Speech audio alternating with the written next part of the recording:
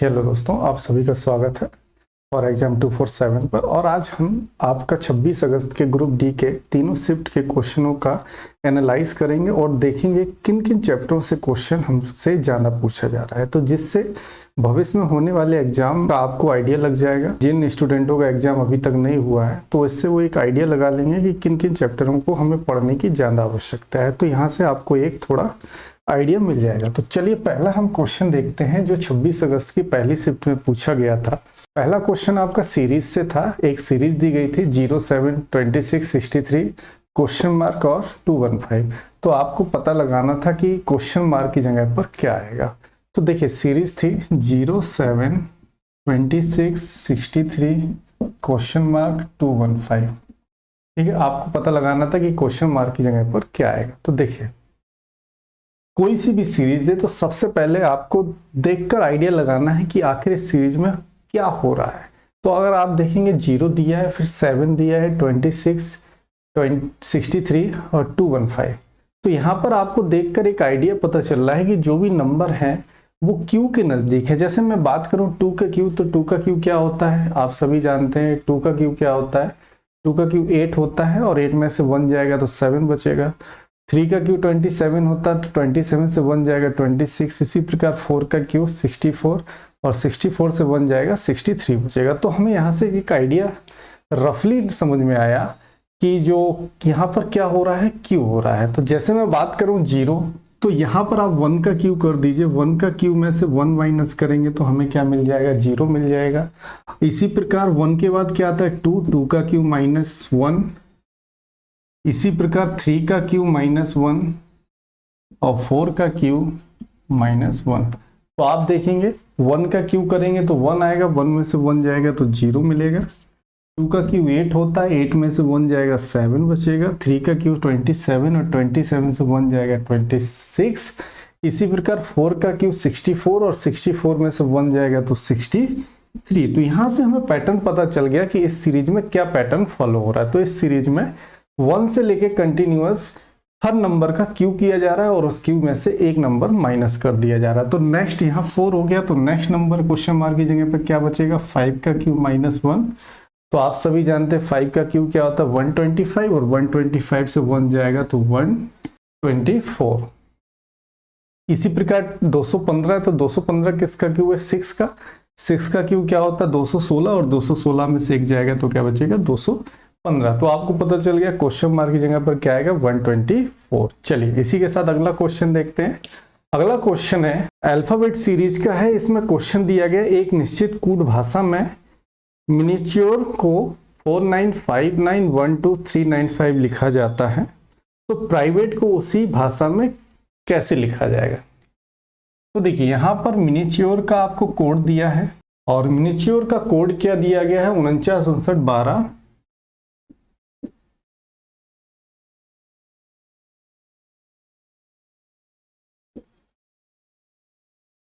1239.5। अब देखिए जब भी इस सीरीज का क्वेश्चन बने तो सबसे पहले आपको क्या करना है जल्दी सॉल्व करने के लिए कि जो भी वर्ड दिया है उस वर्ड के प्रत्येक लेटर का प्लेस वैल्यू लिख लीजिए। तो m की प्लेस वैल्यू क्या होती है आप सभी जानते हैं 30, i आता है 9 पर, n आता है 14 पर, i फिर अगेन 9 पर, a 1 पर, t 20, u 21, r 18 और e 5। ये हमने सभी की प्लेस वैल्यू लिख ली। अब इससे आपको क्या फायदा होगा, इससे आपको फायदा ये होगा कि जो मिनिच्योर को कोड किया गया और जो इसके प्लेस वैल्यू, इससे आपको आइडिया लग जाएगा कि कोड किस तरह किया गया मिनिच्योर को। तो आप ध्यान देंगे कि जो m की प्लेस वैल्यू क्या है 313, i की है 9। तो अगर आप कंपैरिजन करेंगे तो देखिए पहले लेटर काउंट करते हैं 1 2 3 4 5 6 7 8 9 है और नीचे लेटर कितने हैं 1 2 3 4 5 6 7 8 9 10 11 12 13 14 है। तो यहाँ पर देखिए लेटर कम हो रहे हैं, इसका मतलब 2 लेटरों को या तो जोड़ा गया है आपस में घटाया गया। अब वो पता कैसे चलेंगे, तो देखिए 1 और 3 को मैं ऐड करूंगा तो क्या बनाएगा 4। तो इट मीन्स पहला लेटर के प्लेस वैल्यू को जोड़कर बनाया गया। तो m की प्लेस वैल्यू 13 होती है, 13 के लेटरों को आपस में जोड़ेंगे 1 और 3 को क्या बनेगा 4। 9 का इटेज ऐसा ही लिखा रहने दिया उन्होंने, 14 को आपस में ऐड किया, 1 + 4 = क्या आएगा 5, तो ये बन गया 5। 9 उन्होंने इटेज ऐसे ही रखा, 1 को उन्होंने इटेज ऐसा ही रखा, और 2 0 को 2 + 0 इन्होंने ऐड किया तो क्या बन गया 2, 2 इसी तरह आ गया। 21 को इन्होंने आपस में ऐड किया तो बना 3, 180 को 9 और 5 का 5। तो यहां से हमें इसका लॉजिक समझ में आ गया कि जो भी लेटर्स की प्लेस वैल्यू 2 डिजिट की है उनको आपस में उन्होंने क्या कर दिया, ऐड कर दिया। लॉजिक अब हमें पता चल गया, तो अब हम प्राइवेट का भी निकाल लेंगे। तो देखिए प्राइवेट का कोड क्या बनेगा, प्राइवेट का कोड बनेगा P की प्लेस वैल्यू लिखिए, P आता है 16 पर, R 18 पर, 9 22 A 120 और 5 आपस में जोड़ दीजिए, तो P 1 6 ऐड हो जाएगा, 7 बनाएगा, 9 बनाएगा, 9 4 1 2 5।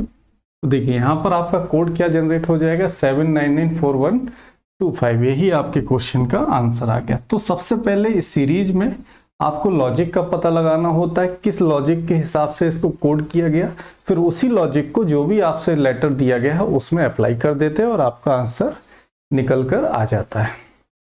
चलिए अगला क्वेश्चन देखते हैं। देखिए अगला क्वेश्चन आपका डायरेक्शन एंड डिस्टेंस चैप्टर से है। तो डायरेक्शन एंड डिस्टेंस का डेली एक क्वेश्चन जरूर पूछा जा रहा है, तो इस चैप्टर को बहुत अच्छे से तैयार आप कर लीजिए, जिससे इस चैप्टर से आया हुआ सवाल आप गलत ना करें, क्योंकि आप सभी जानते हैं एक एक नंबर से नंबर बढ़ते हैं, तो इसलिए ये चैप्टर बहुत आसान भी है, इसलिए आप इसको तैयार कर लीजिए। चलिए क्वेश्चन देखते हैं, क्वेश्चन कैसे बनेगा। देखिए नितारा है, पश्चिम की ओर 1 किलोमीटर चलती है और बाएं मुड़ जाती है, उसके बाद वह 1 किलोमीटर आगे बढ़ती है और अगेन वह बाईं ओर मुड़ जाती है, और वह फिर से 1 किलोमीटर चलती है और फिर बाएं मुड़ती है, और उसके बाद वह 450 मीटर चलती है। तो बताना है नितारा अपने शुरुआती बिंदु से कितनी दूर है। देखिए बहुत ही आसान क्वेश्चन है, आप सभी इस चैप्टर को पढ़े होंगे तो आपको पता होगा कि ऑन द पेपर हम 4 डायरेक्शन को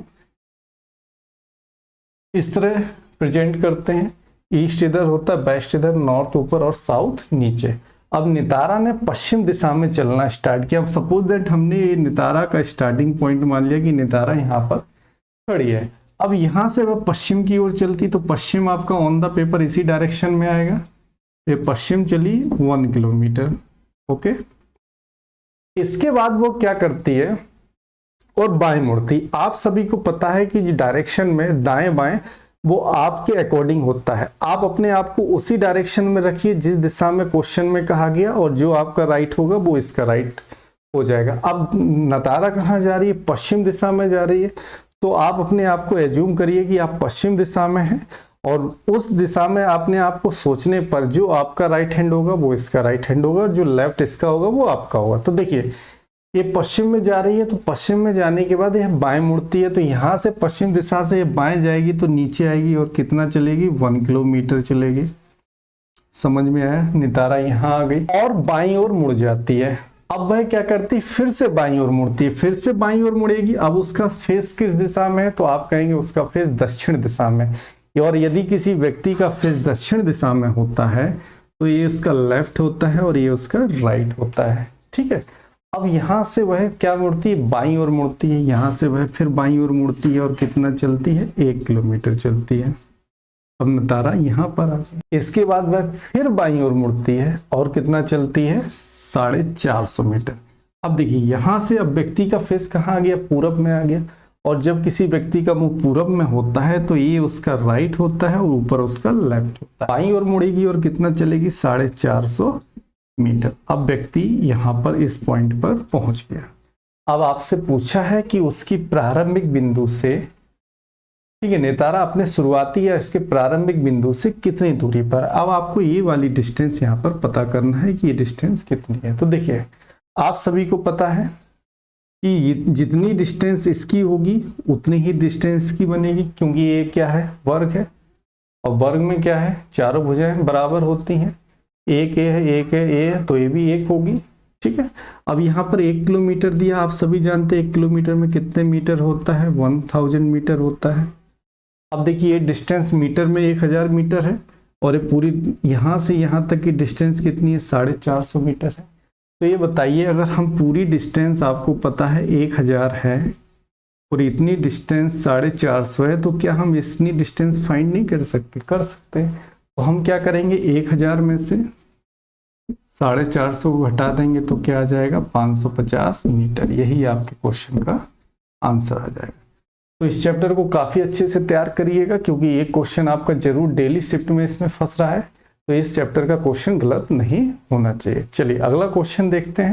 देखिए बहुत ही बढ़िया क्वेश्चन है और बहुत ही आसान क्वेश्चन है। ये चैप्टर कोडेड इक्वेशन है और इस चैप्टर से एक क्वेश्चन आपको हर एग्जाम में देखने को मिलेगा। तो इस क्वेश्चन को सॉल्व करने के लिए आपके पास एक नियम आपने क्लास 5 में पढ़ा होगा, बोर्ड मास।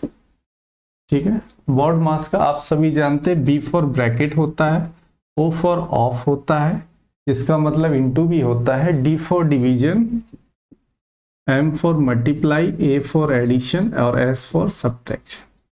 ठीक है, और इसको सॉल्व करने का जो सीरियल होगा वो इसी क्रम में होगा कि पहले हम ब्रैकेट को सॉल्व करेंगे, उसके बाद ऑफ को, फिर डिवाइड को, फिर मल्टीप्लाई को, फिर एडिशन प्लस सब्ट्रैक्शन। तो देखिए एक क्वेश्चन दिया है आपको 3 - 15 + 16 × 8 डिवाइडेड बाई 6। इसको आपको सॉल्व करना है और इसको सॉल्व करने के लिए आपको ऊपर इंस्ट्रक्शन दिया गया है। इंस्ट्रक्शन क्या दिया गया है, यदि इनटू का मतलब भाग हो, तो जहां पर इनटू का साइन है उसका मतलब क्या कर दिया उन्होंने, डिवाइड कर दिया, और माइनस का मतलब इनटू हो, माइनस जहां है तो उसको हमें क्या मानना है, अब इनटू मानना है, और प्लस का मतलब क्या है, माइनस। अब जहां पहले प्लस था वहां अब आपको क्या लेकर सॉल्व करना है, माइनस लेकर सॉल्व करना है। इसके बाद डिवाइड का अर्थ क्या कर दिया उन्होंने, डिवाइड की जगह हमें क्या मानना है, प्लस। तो अब आपका जो नया इक्वेशन बनेगा वो बनेगा 3 × 15 - 16 डिवाइडेड बाई 8 + 6। ठीक है, क्योंकि उन्होंने इंस्ट्रक्शन दिया था, इंस्ट्रक्शन ये दिया था यदि इनटू का मतलब डिवाइड हो, कि जहां इनटू था उसका मतलब क्या हो गया, डिवाइड हो गया। तो यहाँ पर हमने इनटू की जगह क्या रख दिया, डिवाइड। अब इसको हमें सॉल्व कर लेना है। तो देखिए अकॉर्डिंग टू द बोर्ड मास, तो पहले आपका ब्रैकेट सॉल्व होगा, बट हमें इक्वेशन में ब्रैकेट नहीं दिया है तो ब्रैकेट को हम छोड़ देंगे, ऑफ भी नहीं दिया, ऑफ को भी छोड़ देंगे। तो हम सॉल्व किसको करेंगे, पहले डिवाइड को। तो 8 से 16 डिवाइड होगा 2 टाइम्स। ठीक है, तो यहाँ पर 3 × 15 - 2 आ जाएगा प्लस 6। इसके बाद मल्टीप्लाई होगा तो 15 या 45 होता है, -2 + 6। अब इस क्वेश्चन को सॉल्व कर लेंगे तो 45 में 6 जोड़ेंगे 51, और 51 से 2 जाएगा तो कितना आ जाएगा, 49। यही आपके क्वेश्चन का आंसर आ जाएगा। समझ में आया सभी को? चलिए इसके बाद चलते हैं अगले क्वेश्चन की। अगला क्वेश्चन देखिए, अगला क्वेश्चन आपका सिटी अरेंजमेंट से, और आप सभी जानते हैं सिटी अरेंजमेंट हमारी 3 टाइप की होती है। तो ये क्वेश्चन आपका लाइनियर अरेंजमेंट का है, और लाइनियर अरेंजमेंट के लिए जो हम अप्रोच यूज करते हैं वो अप्रोच ये है कि लाइनियर अरेंजमेंट में व्यक्तियों को हम पहले से डिसाइड नहीं करेंगे, तो जैसा क्वेश्चन कहेगा उस हिसाब से हम व्यक्तियों को बैठाना स्टार्ट करते हैं। तो इस क्वेश्चन में कहा गया ई जो है बी के और एफ के बीच में बैठा है, तो यहाँ पर हम बी और एफ के बीच में ई को बैठा देंगे। इतनी बात सभी को समझ में आई। अब देखिए यहाँ पर 2 पॉसिबिलिटी बनेगी। पॉसिबिलिटी एक तो आपकी ये तैयार होगी कि हो सकता एफ इधर हो और बी इधर हो, और एक पॉसिबिलिटी ये बनेगी कि बी इधर हो और एफ आपका उस तरफ हो। सॉरी क्या दिया है, बी, ई जो है बी और एफ के बीच में, तो ई है यहाँ पर। ठीक है, इतना समझ में आया, हमने बैठा दिया। इसके बाद कहा गया ए जो है एफ के दाएं तीसरे स्थान पर। अब अगर यदि एफ का फेस नॉर्थ में है तो एफ का दायां कहाँ होगा, आपका इस तरफ होगा, और बायां कहाँ होगा, इस तरफ होगा। तो इसमें कहा गया ए जो है वो एफ के दाएं तीसरे स्थान पर है, तो एफ का दायां इधर होगा, तो तीसरे स्थान पर कौन है, ए। तो तीसरे स्थान पर कौन आ गया, ए। तीसरे स्थान पर कौन आ गया, ए। अब सुनिए, अगर हम इस पोजीशन की बात करें तो इसमें क्या है, ए जो है वो एफ के दाएं है। एफ के दाएं किस स्थान पर है, एफ इधर है, और इसका भी फेस कहाँ है, नॉर्थ में है, तो एफ का दाएं इधर होगा, तो तीसरे स्थान पर कौन आ गया, ए आ गया आपका। इतनी बात सभी को समझ में आई। इसके बाद आगे कहा गया ई जो है वो ए के बाएं चौथे स्थान पर, ई जो है वो ए के बाएं, तो ए का बाएं कहाँ होगा, इस तरफ होगा, चौथा स्थान 1 2 3 4। तो इस सेंटेंस से ये डिसाइड हो रहा है कि ई जो है वो ए के बाएं चौथे स्थान पर है। क्या इसमें ये सेंटेंस सुटेबल हो रहा है क्या? ई जो है नहीं है, तो इसका मतलब ए वाला इक्वेशन हम जो बना रहे थे फिगर वो गलत हो जाएगा, ये हमारा करेक्ट हो गया। तो अब हम इसी को लेकर चलेंगे कंटिन्यू। तो यहाँ पर किस स्टेटमेंट से क्लियर हुआ कि ई जो है वो ए के बाएं चौथे स्थान पर है, 1 2 3 4, ठीक। इसके बाद कहा गया सी जो है ए के बगल में नहीं बैठेगा, तो कहने का मतलब सी आपका इस जगह पर नहीं आएगा। अगर सी इधर नहीं आएगा तो सी की पोजीशन क्या बनेगी, ये बनेगी, क्योंकि टोटल 6 ही व्यक्ति हैं, तो सी आपका ए के बगल में नहीं आएगा, सी इधर आ जाएगा। अब बचा क्या आपके पास, डी, तो डी आपका इधर बैठेगा। ये हमारा कंप्लीट हो गया सिटी अरेंजमेंट। अब इसमें पूछा क्या था आपसे, एफ और डी के बीच में कौन बैठा, तो देखिए एफ इधर है और डी इधर है, तो एफ और डी के बीच में कौन बैठा, सी, तो यही हमारे क्वेश्चन का आंसर हो जाएगा।